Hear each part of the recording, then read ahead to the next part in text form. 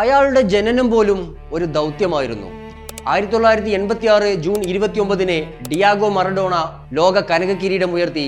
അടുത്ത വർഷം ജൂൺ 24 കൃത്യം 365 ദിവസം പിന്നിട്ടപ്പോഴായിരുന്നു അയാൾ ഈ ലോകത്തേക്ക് അവതരിച്ചത്.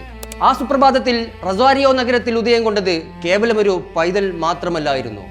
4 നൂറ്റാണ്ടുകൾക്ക് മുകളിൽ, കൃത്യമായി പറഞ്ഞാൽ 35 വർഷങ്ങൾക്കുമപ്പുറത്തുള്ള കോടിക്കണക്കിന് അർജന്റീന ആരാധകരുടെ ഭാരിച്ച ദൗത്യം നിറവേറ്റാനുള്ള ഇതിഹാസ പിറവിയായിരുന്നു Lionel Andres Messi, the ultimate got.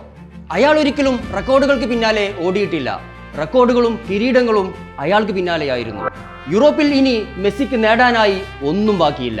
8 Balan Dior, 4 champions league, 10 La Liga, 2 league 1. പട്ടിക എങ്ങനെ നീണ്ടുപോകും.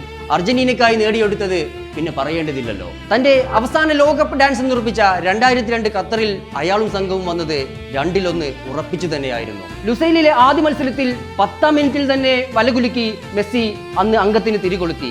ആരാധകർ രോമാഞ്ചം കൊണ്ടു.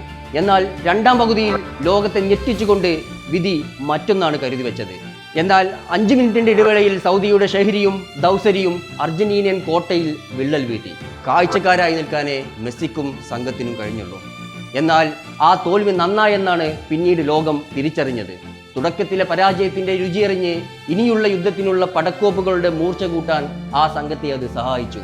പിന്നീട് നടന്നത് ചരിത്രം. ക്വാർട്ടർ ഫൈനലിൽ നെതർലാൻഡിനെയും, സെമിയിൽ ക്രൊയേഷ്യയെയും, ഫൈനലിൽ മുൻ ചാമ്പ്യന്മാരായ ഫ്രാൻസിനെയും തകർത്ത് തരിപ്പണമാക്കിയാണ് രാജാവും സംഘവും അറബ് മണ്ണ് വിട്ടത്. ടൂർണമെന്റിലുടനീളം 7 ഗോളുകളാണ് ആ ഇതിഹാസ നായകൻ സമ്മാനിച്ചത്. സെമിയിൽ ക്രൊയേഷ്യക്കെതിരെ ആൽവാരസിന് നൽകിയ ആ അസിസ്റ്റ് ഒരു 100 തവണയെങ്കിലും പിന്നീട് സ്വപ്നത്തിൽ വന്നണിയാത്ത ഏതെങ്കിലും അർജന്റീനിയൻ ആരാധകരുണ്ടാകുമോ? ഇല്ല. പഠിച്ച പണി 18 നോക്കിയിട്ടും തൊടാൻ പോലും കഴിയാതെ മെസ്സിയുടെ മുന്നിൽ നിസ്സഹായനായ ക്രൊയേഷ്യൻ ഡിഫൻഡർ ജോസ്കോ ഗാർഡിയോള പറഞ്ഞത്, ചരിത്രത്തിലെ ഏറ്റവും മികച്ച താരത്തോടു കൂടിയാണ് ഞാൻ ഏറ്റുമുട്ടിയതെന്ന് ഞാൻ എൻ്റെ കുട്ടികളോട് പറയും. 100 വർഷത്തിൽ ഒരിക്കൽ മാത്രം വിരിയുന്ന ഫിനോമിനയാണത്. ഖത്തറിൽ കിരീടമുയർത്തിയ മെസ്സിയെ കുറിച്ച് ലോകം ഏറ്റുപറഞ്ഞു. Messi doesn't deserve the world cup, the world cup deserves him. Messi ലോകകപ്പ് അറിയിക്കുന്നില്ല, ലോകകപ്പ് മെസ്സിയെയാണ് അറിയിക്കുന്നത്. 4 വർഷങ്ങൾ പെട്ടെന്നാണ് തീർന്നത്. ഗോട്ടും സംഘവും വീണ്ടും കച്ചകെട്ടിയിറങ്ങിയിട്ടുണ്ട്. ലക്ഷ്യം മറ്റൊന്നുമല്ല, World Cup back to back. അക്ഷരാർത്ഥത്തിൽ ശരിവെക്കുന്നതായിരുന്നു ഇന്ന് അയാളുടെ മാന്ത്രിക കാലിൽ നിന്ന് പിറന്ന 3 ഗോളുകളും. ലോക ഫുട്ബോൾ മാമാങ്കത്തിൽ തന്റെ ആദ്യ ഹാട്രിക്. വേൾഡ് കപ്പിലെ എക്കാലത്തെ മികച്ച ഗോൾ വേട്ടക്കാരനായ ജർമ്മനിയുടെ മിറോസ്ലാവ് ക്ലോസിനൊപ്പം 16 ഗോളോടെയാണ് ഇന്ന് അയാൾ കളം വിട്ടത്. മറികടക്കാൻ വേണ്ടത് ഒരേ ഒരു ഗോൾ. ഫൈനലിലേക്ക് എത്തുമെങ്കിൽ ഇനി ബാക്കിയുള്ളത് 7 മത്സരങ്ങൾ. ആ ഇടങ്കാൽ തകർത്തെറിയാൻ പോകുന്നത് ഇനി എത്രയെത്ര ലോക റെക്കോർഡുകൾ. 4-ാം മിനിറ്റിൽ മെസ്സി തന്നെയാണ് മാലപ്പടക്കത്തിന് തിരികൊളുത്തിയത്. പക്ഷേ ഓഫ് സൈഡ് വിനയായി. 7-ാം മിനിറ്റിൽ അൾജീരിയയുടെ 10-ാം നമ്പർ താരം ഫാരസ് ഷയാബി എമിലിയാനോ മാർട്ടിനസിന്റെ വലകുലുക്കി കരുത്തറിയിച്ചു. ഓഫ് സൈഡ് വീണ്ടും വിനയായി. പിന്നീട് അങ്ങോട്ട് അൾജീരിയൻ പോർമുഖത്തേക്ക് മെസ്സിയുടെ ഫേസ് ടു ഫേസ് എൻകൗണ്ടർ ആയിരുന്നു.